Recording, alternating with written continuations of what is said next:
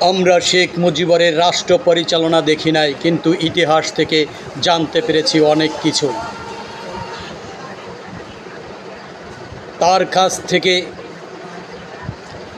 যে রাষ্ট্র পরিচালনা জনগণ দেখেছে তাতে খুশি হয় নাই বাংলার জনগণ। 1974 সালে যে দুর্ভিক্ষ হয়েছিল তার রাষ্ট্র পরিচালনার সময় হয়েছিল। তারপরে 76-এর রাষ্ট্র ক্ষমতা আমরাও দেখি নাই, কিন্তু জানতে পেরেছি। পরবর্তীতে শহীদ প্রেসিডেন্ট জিয়াউর রহমান রাষ্ট্র ক্ষমতায় আসীন হলো। তৎকালীন 8 কোটি জনগণের মন কেড়ে নিয়েছিলেন, হৃদয় কেড়ে নিয়েছিলেন শহীদ প্রেসিডেন্ট জিয়াউর রহমান। তখন আমরা ছোট ছিলাম, কিছুই বুঝতে পারি নাই, তবে অনুভব করতেছি। কেননা আমার দাদার চোখের কোণে আমি পানি টপটপাইয়া পড়তে দেখেছি। আর আমি জিজ্ঞেস করেছিলাম, দাদা তুমি কাঁদছো কেন? তখন সে আমাকে বলেছিল, আজ প্রেসিডেন্ট জিয়াউর রহমানকে বাংলাদেশ থেকে চিরতরের জন্য বিদায় করে দেওয়া হয়েছে।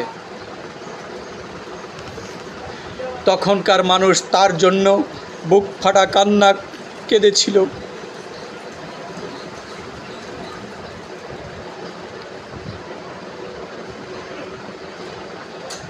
তারপর স্বৈরাচার এরশাদ ক্ষমতায় আসলো।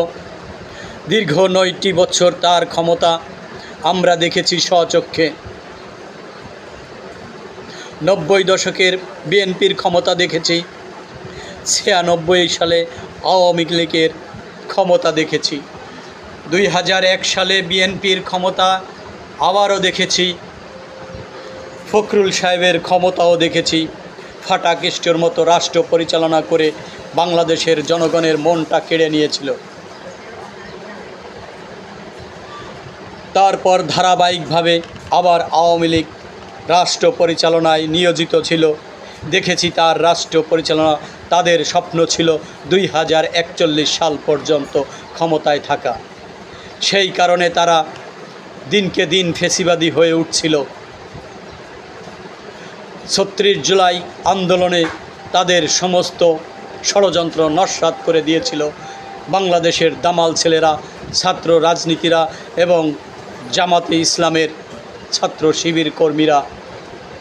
বিএনপির জনগণ এবং আপামত জনসাধারণ সবাই একজোটে ঝাঁপিয়ে পড়ল।